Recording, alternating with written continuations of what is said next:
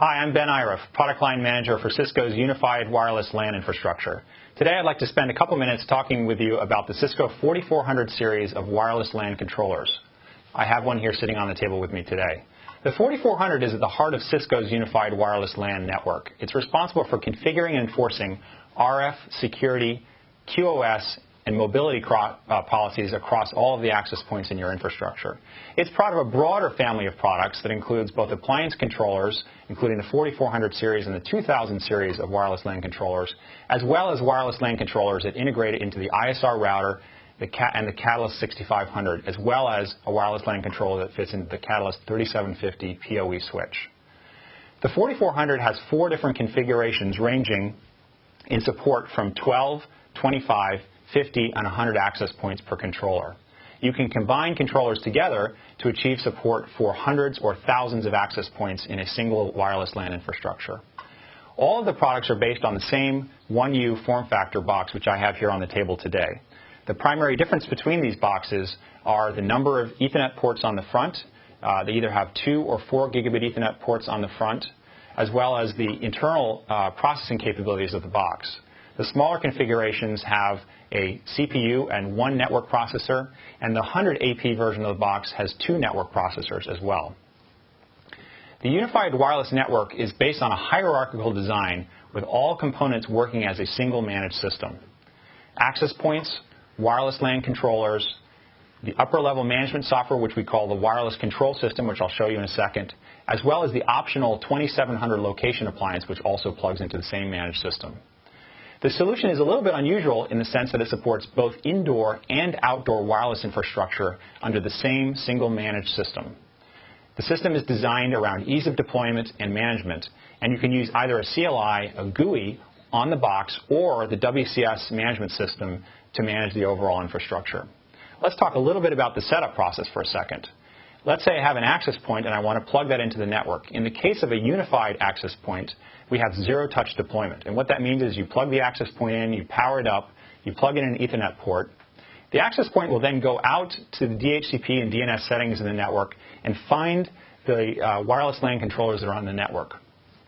If there are multiple controllers on the network, the access point will designate a primary, a secondary, and possibly also a tertiary controller for management of that access point.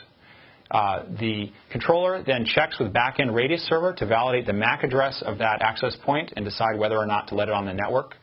The controller will then check the firmware on that access point and update it to the latest version of the software for the wireless control system. After that point, all management is done through that controller. Pretty much all of the configuration data related to any given access point is stored in the controller. So if an access point goes down and you need to plug in a replacement, it's very, very quickly brought up by that controller. So if you're building a network anywhere from hundreds to thousands, you can reach all of those access points through that one single controller interface. Or if you're using WCS, you can use WCS to manage all the infrastructure. Let's go and look at WCS just for a minute, and I'll show you 2 or 3 different screens to give you a sense for the management capabilities built into the system, as well as some of the advanced capabilities of the solution. I'm going to start out here on the login page of WCS. And here you can see a number of different critical components of your overall system. On the lower right-hand side of the screen, you can see the number of clients that are logged onto the network. This is actually a real live network here running at Cisco this afternoon. And you can see that right now we have over 500 people logged onto the system. Now let's look specifically at the controllers. I happen to know that in this particular network, we have 2 4400 controllers that are being used to manage one of the buildings in Cisco's wireless network. And you can see up here on the up side here, you can see that we have 2 controllers plugged in. These are part of Cisco's building site 5. On the lower left-hand side, we'll talk about some of the security capabilities. The unified wireless solution has exceptional capabilities in terms of locating and tracking security problems as they occur on the network. And on the lower left-hand side of the screen, you can actually see that we're tracking the number of rogue access points and clients and other kinds of security holes. I'm going to go take a look very briefly at a page in the system which rolls up all the security information coming in from the wireless LAN controllers. In this case, it's rolling up the information coming from 2 4400 series wireless LAN controllers.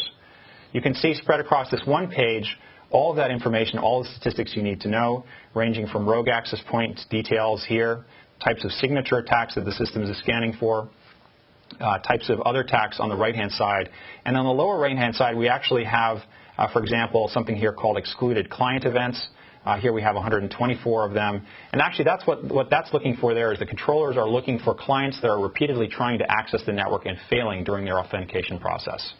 And at that point, we actually exclude those or blacklist those clients from the network. So that's just a very, very brief summary of the many different security features that the controller implements. The next thing I'm going to look at is we're going to go back and we're going to take a look at the RF mapping capabilities of the overall solution. The controller is actually gathering a lot of information from all of the access points in the system and aggregating that information together through the mapping functions built into the WCS interface. Okay? So we're going to go take a look at the fourth floor of the building here in San Jose. The first thing that you'll notice here is that the controllers are rolling up to the WCS interface in conjunction with the 2700 location appliance, the location of access points and all of the clients and rogues that are accessing the network at a given point in time. This is actually a very unusual building here because we have our engineering development team. We have over 300 engineers working on the wireless control system here. And so you can see all sorts of things happening. You can see blue dots, which represent the clients on the network. You can see little yellow tags, which are actually RF tags or Wi-Fi tags that are on the network. And you can also see little skull and crossbones, which represent different kinds of rogue access points and rogue clients. One thing I'd like to point out about the wireless control system is that it actually has something called radio management built into it. And radio management actually looks at all of the RF fingerprinting coming from the different access points in the network and makes a decision about the channel and the power level that that access point needs to be operating at to provide the best possible wireless service to all the clients on the network. It can actually increase and decrease the power level of all the access points in real time. If an access point fails for some reason, the controller can actually power up all of the other access points in the area to fill in the gap. Let's talk briefly about some of the advanced services or mobility services that the controllers support. One of those advanced services is actually location tracking. And one of the things I've shown you here is the ability for the controllers to provide information to WCS and to the 2700 location appliance, which can be used to triangulate the physical location of clients and rogues on the network. That's very, very important for things like asset tracking. It's also very important from a security perspective if you want to go and figure out physically where is the rogue access point or where is the rogue client that's on your network and go and remediate that. From a security perspective, we have another critical feature here, which is you are able to go and not only find rogue access points and clients on the network, but the controller has into it built-in IDS capabilities, intrusion detection capabilities, so that once you actually find the intruders on your network, you can actually decide whether or not you want to actually intercept those intruders and shut them down by shunning all the clients, for example, that might be trying to connect through those rogue access points. The last thing I'll talk about is our guest access capabilities. This is another capability that we have built into the wireless control system. It's very, very useful capabilities for any type of enterprise or any type of organization that's using wireless systems.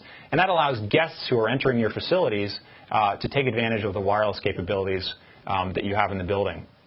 There are two primary components to that. We have something called the lobby ambassador, which is a capability which allows literally a lobby ambassador or somebody who works in the lobby of your building or in your IT department to allocate username and password temporarily for people who happen to be visiting your organization for a period of time so they can actually get access to the network. The controller will actually tunnel that traffic from that user back through the network and around your corporate network so that they don't get access to precious information. The second component is actually a web interface which allows users to type in their username and password and actually get access to the network from a user perspective.